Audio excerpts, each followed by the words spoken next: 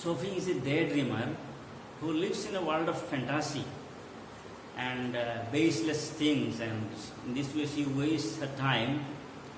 And we have come to the last part of the story where you will find the consequence of all these nonsense things, the result, the outcome, and then the ruin, the difficulty that she has led her to. She tells people about her false meeting with Denikesi. She knows it very well that that is not the fact, but she is telling it, and she is trying to again tell other people, don't tell it to others. She herself is telling and telling others not to share it. Now you see, now some more very fantastic activities she will do in the last part. You see, after dark she walked by the canal along the sheltered path lighted only by the glare of the lamps from the wharf across the water, and the unceasing drone of the city was muffled and distant. It was a place she had often played in when she was a child. There was a wooden bench beneath a solitary elm where lovers sometimes came. She sat down to wait. It was the perfect place, she had always thought so, for a meeting of this kind for those who wished not to be observed. She knew he would approve. This is the final scene. She has now imagined that Denikesi will come to meet her. And she had selected a place, a spot where the meeting will take place. What is the spot? After dark, she walked by the canal. By the canal, she walked along a sheltered path. There is a path, and the path was lighted by the glare of the lamps from wharf across the water. Lamps from the wharf means dock or harbor. Wharf. W is H is not H is silent. It is harbor or dock. You know dock or harbor? It means the bank where the boat or ships are anchored. The bank of that place is called dock. From the dock, from the bank of this canal, some light came on the path, and she went there. She was walking there. And from that point, from that place, unceasing drone of the city was muffled. In city there are sounds, different kinds of sounds and hustle and bustle are there in the city. But this part is isolated. So the city sounds coming from the city are here was muffled. There is some decrease in the sound of the city, and it was a distant place. It was a place she had often played in when she was a child. When she was a small child, she would go and play in this area also. And there was a wooden bench beneath a solitary elm. Solitary means lonely. Solitary. Lonely. There was a tree, it's an elm tree, and elm tree was solitary. It was a lonely tree, and under this tree there was a wooden bench, and this is the place where lovers would come and talk and meet. And she sat down there, and in her world of imagination, she thought that yes, Denikesi he is coming, and there will be a meeting between Kesi and me. And she thought it was a perfect place, and she even thought that Denikesi also, he will appreciate, he will praise my choice of selecting this place for our meeting. For some while waiting, she imagined his coming. After sitting for a while, she started imagining, yes, he is coming, as if in your mind's eye you visualize his coming. She imagined his coming. She watched along the canal, seeing him come out of the shadows. Even she, in her imagination, she started visualizing him coming out of the shadows, and then she imagined the consequent excitement. Then the moment he comes close to me, I will be really excited. All these things she was imagining. Not until some time had elapsed did she. Elapse means pass. Elapse. Passed. When some time passed, then what happened? She began balancing against this the idea of his not coming. So far, her idea was that Denikesi is coming, and we will have a meeting here. This is the perfect place. He will love the place. And then, sitting for a while, when she found that no, he is not coming, you'll find here frequently there is change in her mind. She will come back to reality. Again, she will go to the world of imagination. Again, she will come back to reality. So, firstly, she was imagining, and then she came back to reality, and she found that he has not come, and then she tried to make a balance between her earlier thought of his coming, her imaginary thought, and the genuine thought, the reality that he has not come. She tried to make a balance to console her mind somehow. Here I sit, she said to herself. When she found that he has not come, she became sad and she talked to herself. She said, here I sit, she said to herself, wishing Danny would come, wishing he would come, and sensing the time passing, I feel the pangs of doubt. Pang means pain. Pangs. After waiting for a long time, when she finds he doesn't come, she starts feeling pain. I feel pangs of doubt stirring inside me. Stir. S-T-I-R-E. Stir means moving. Stir means move.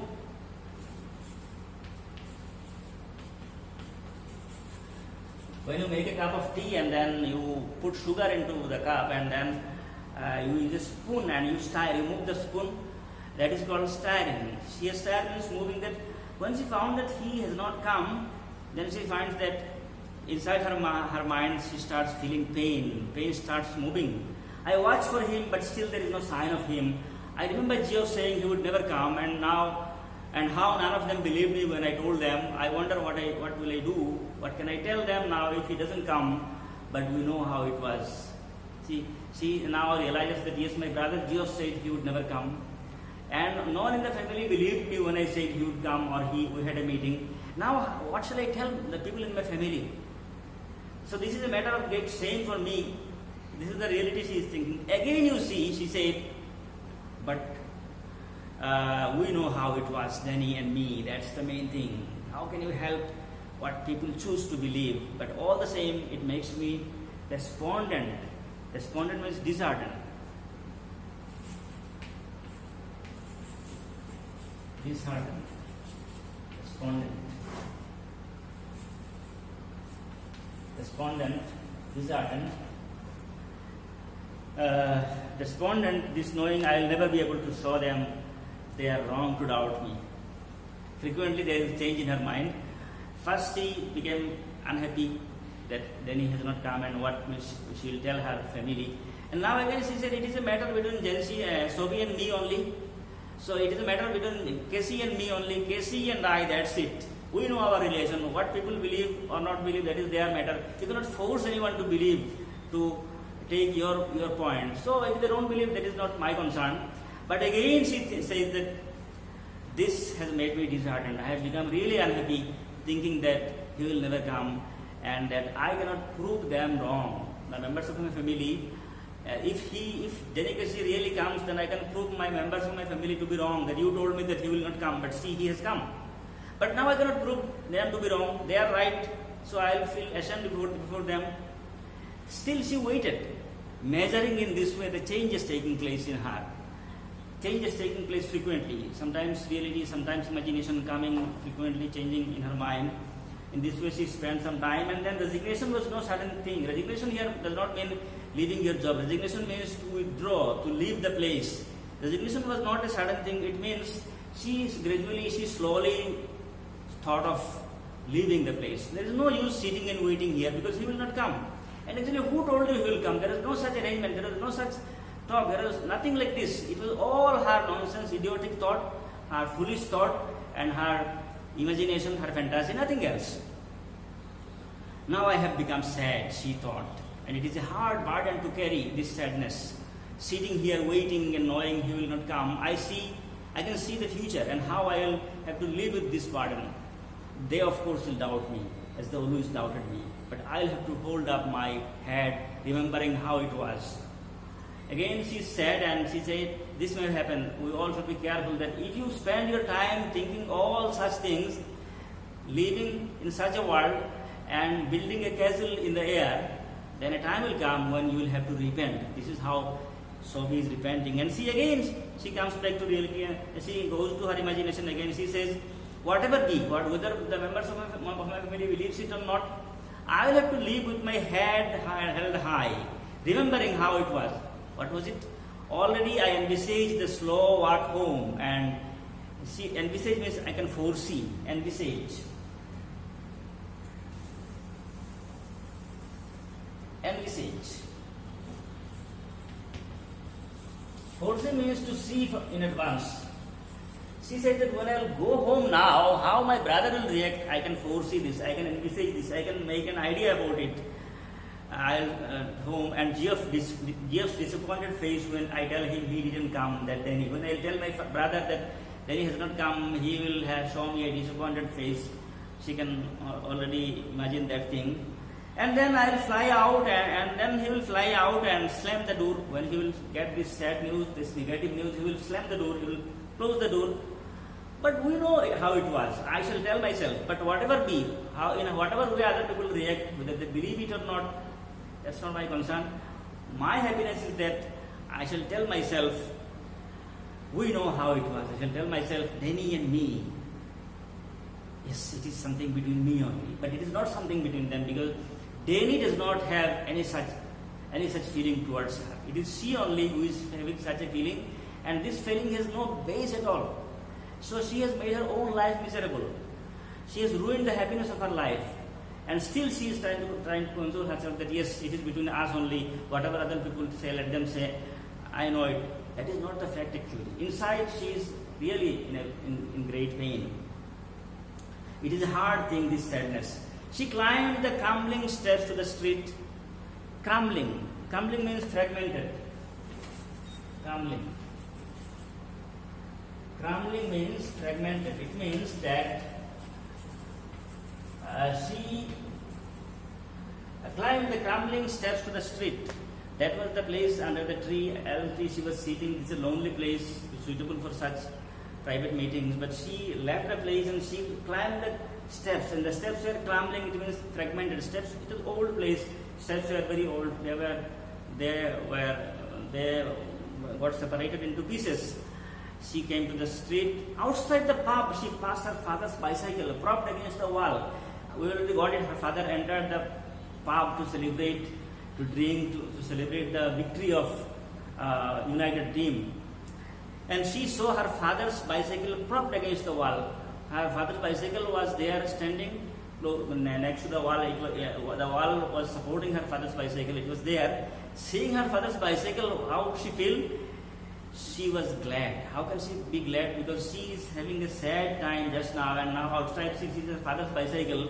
How will she react? Still she said she is glad. Why glad? Because he would not be there when she got home. Her concern is the moment she enters home, how will she face the people there? And she has some relaxation, some kind of relief in her mind that at least when I visit home, when I enter my home, father will not be there. He is here in the pub, so I can enter without facing him. That is at least one good news. But still again she it is something like really a ghostly situation she has made it for herself. On the way again she goes back to her world of imagination, and as if the way she told the story, the false story to everyone that she met in the arcade, and she asked, excuse me, are you Danny Casey? The same thing she is imagining again while she is going home. Coming through the, excuse me, but aren't you Danny Casey? Coming to the arcade, she pictured him again outside Royce's. While going all alone, she again brings to her mind that picture, the picture of the false story that she circulated, that she shared. This picture again comes to her mind, and she asks him, excuse me, aren't you Danny Casey? He turns, reddening slightly, yes, that's right. I watch you every week with my dad and my brothers. We think you are great. This is what she is imagining, as if she met him and she told him all these things. Oh, well now, that's very nice. Then again she tells him, I wonder, would you mind signing an autograph? His eyes are on the same level as your own. This your here means my. His eyes were on the same level as your own. His nose is covered with, his nose is freckled and turns upward slightly. And when he smiles, he does so shyly, exposing teeth with gaps between. His eyes are green, and when he looks straight at you, they seem to shimmer. Shimmer means shine. They seem gentle, almost afraid, like a gazelle. Gazelle means a kind of deer. And you look away. You let his eyes run over you a while, a little, and then you come back to find them, slightly breathless. And he says, I don't seem to have a pain at all. She again imagines her meeting with Danny Casey, that she tells him that we watch you, you are great, and then she asks for an autograph, and then she looks at her, he looks at her, and she allows him to look at her. She looks the other way so that he can look at her, and she gives a description of his teeth, his eyes, everything. And then he says, no, I don't have a paper or have a pen or paper. Then you realize you haven't either. You means she's talking about herself. This is some kind of, sometimes you do it, that we talk about a third person and we use the word you. This also happens here. The word you is used to mean herself. You realize you haven't either. My brothers will be very sorry, you say. Then you say, it means I tell him that if I can't have an autograph from you, my brother will be very unhappy. And afterwards you wait here alone in the arcade for a long while, standing where he stood, remembering the soft melodious voice, the shimmer of green eyes, no taller than you, no bolder than you, the prodigy, the innocent genius, the great delicacy. She continues imagining of meeting him in the arcade in Ross's Ross's showroom. And she saw it all again last Saturday. Saw him ghost past the lumbering defenders. Again she imagines that, the only situation in which she saw him was when she went along with her family to watch the game, the match.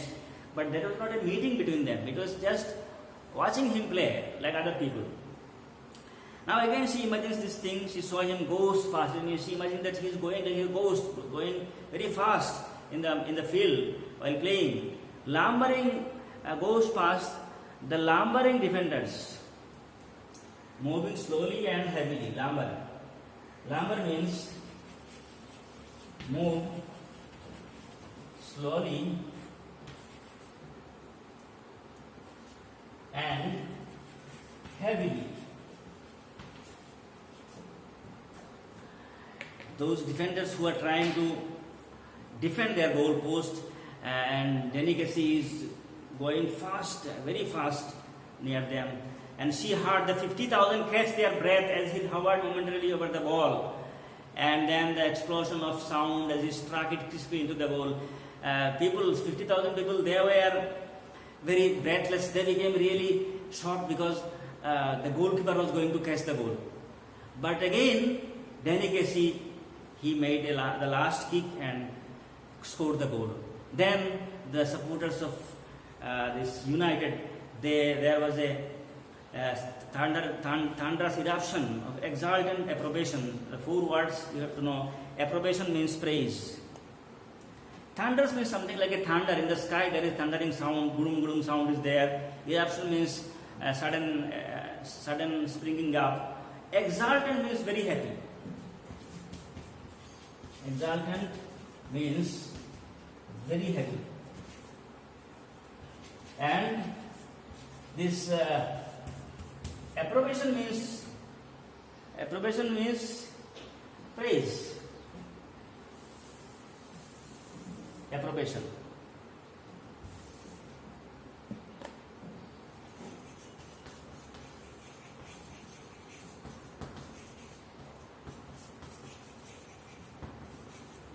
So the situation, this is all in her imagination. While coming, she is still imagining what she thought, what she saw in the field. That thing again came back to her mind, that Delicacy was going like a ghost, and he was going very fast and trying to score a goal. But the goalkeeper of the opponent team, he was about to catch the ball. At that time, the 50,000 people who were actually in support of United, they became breathless. They became really shocked. But a moment later, what happened is that Delicacy successfully kicked the ball and he scored the goal. And this made all the people, they are very happy, and there was a lot of praise for Delicacy. And the eruption, it means there is sudden springing, spontaneous expression of happiness by all of them. With this, the only time when she saw him, it was not a meeting actually, it was just watching him play. This thing was the only solace for her, only consolation for her. And imagining this thing again in her mind, she came back home. And this story actually, here Sophie represents, she is a symbol of the young girls and boys also of this age who disregards the reality of life and who doesn't bother about what actually, what kind of family they belong to, what is the financial condition of their family, whether they can do this or that. But they always fly in wings, and they want to build a castle in the air, and they want to they tell false stories, and they make stories, and they live in the world of fantasy and imagination. And by doing this, they waste their time, they ruin their future, and they bring all misery for themselves only. So if there are anyone among us like that, we should all get a lesson from this, that we should face reality. We cannot disregard reality. We cannot escape from reality. We have to live with reality, and we have to know how to live in the world of reality. Having a dream is a good thing. We must have big dreams, but our dreams should not be a case of daydreaming. Our dreams should be real dreams. When we dream, when we have an aim, it should be linked to the reality. It should be linked with our potential. Otherwise, like Sophie, we will also ruin our life. And ultimately, the losers, the sufferers will be we only, none else. Thank you very much.